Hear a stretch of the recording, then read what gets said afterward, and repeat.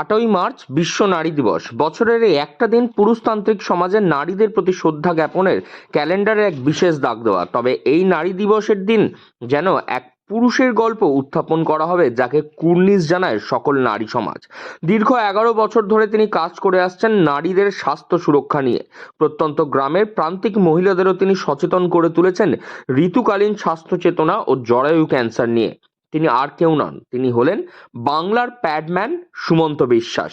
বছর 35-এর সুমন্ত চন্দননগরের বাসিন্দা।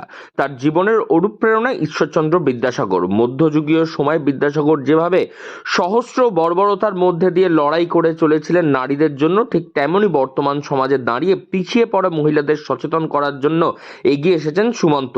আধুনিক যুগে এসেও পশ্চিমবঙ্গের বহু প্রান্তিক গ্রামে আদিবাসী পল্লীগুলির মধ্যে আজও নারীদের ঋতুচক্র নিয়ে সচেতনতার অভাব রয়ে গেছে, এবং যে সমস্ত জায়গায় ঋতুকালীন সময়ে মহিলাদের কাপড়ের ব্যবহার করেন, সেই সব জায়গায় সুমন্ত তার ছাত্রছাত্রীরা স্যানিটারি ন্যাপকিনের ব্যবহার কেন প্রয়োজন তাই নিয়ে সচেতনতা বার্তা পৌঁছে দেন।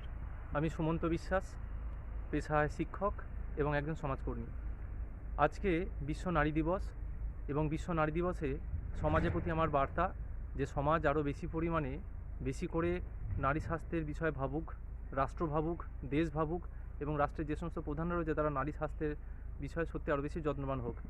আমি গত 10 বছর ধরে নারী ঋতুকালীন যে স্বাস্থ্য সমস্যা সেই বিষয়ের উপর আলোকপাত করে চলেছি। সামাজিক সচেতনতার মধ্যে দিয়ে, বিভিন্ন কর্মসূচির মধ্যে দিয়ে ছাত্রছাত্রীদের সাথে নিয়ে গ্রাম থেকে গ্রামাঞ্চলে এবং শহরের যে প্রান্তিক এলাকাগুলো রয়েছে সেইখানে কাজ করতে গিয়ে আমি বুঝেছি যে আজও এই সময় দাঁড়িয়ে, যেখানে প্রত্যেকের হাতে হাতে আজও স্মার্টফোন রয়েছে, সেইখানে সমাজ ওই বিষয়টাকে ওই 4-5টা দিন সমাজ এবং পরিবার কতটা অবহেলার চোখে দেখে।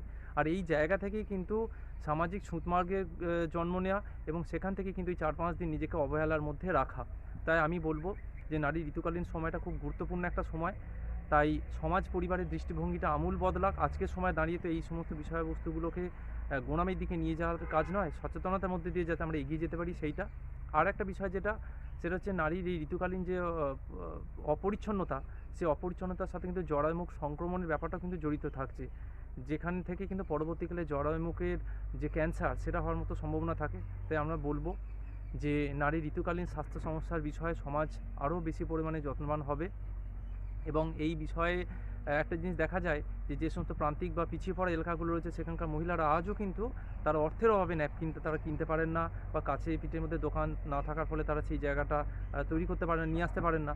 যার ফলে আমি সরকারের কাছে বলবো যে রাশনের মাধ্যমে বা গণবন্টন ব্যবস্থার মাধ্যমে যদি ন্যাপকিনকে শহরের যে প্রান্তিক এলাকাগুলো রয়েছে বা একদম আমাদের দেশের যে প্রান্তিক এলাকাগুলো রয়েছে সেই গরিব মহিলাদের হাতে যদি খুব সুলভে সেটা পৌঁছে দেওয়া যায়, তাহলে কিন্তু আমার মনে হয় স্বাধীনতার পর এটা একটা খুব যুগান্তকারী পদক্ষেপ হবে।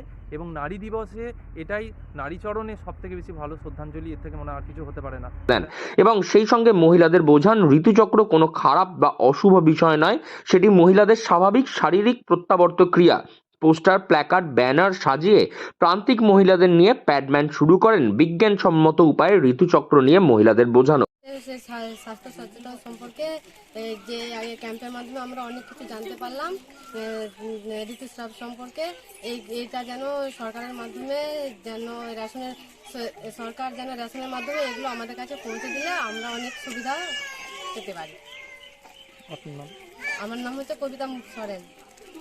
পেশায় ভূগোলের শিক্ষক সুমন্ত ও তার ছাত্রছাত্রীদের নিয়ে গ্রামে গঞ্জে এবং শহরের প্রত্যন্ত এলাকায় সেখানকার আদিবাসী মহিলাদের কাছে পৌঁছে দেন সচেতনতা বার্তা, যাতে ঋতুস্রাব এবং ঋতুকালীন যে সমস্যা তা যে শরীরের একটা প্রত্যাবর্ত ক্রিয়া এবং এর মধ্যে যে কোনো অন্যায় বা পাপ বোধ নেই তার সচেতনতা বার্তা পৌঁছে দেওয়া, এবং একই সঙ্গে স্যানিটারি ন্যাপকিনের ব্যবহার করার ফলে যে এই ধরনের সমস্যার থেকে যে নানান রকম রোগ হয় সেই রোগ থেকে মুক্তি পাওয়া যায় সেই সচেতনতা বার্তা পৌঁছে দেওয়া।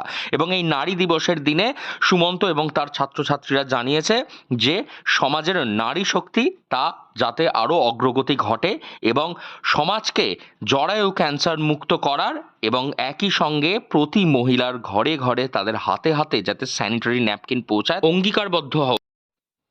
হুগলি থেকে রাহি হালদার, লোকাল 18 বাংলা।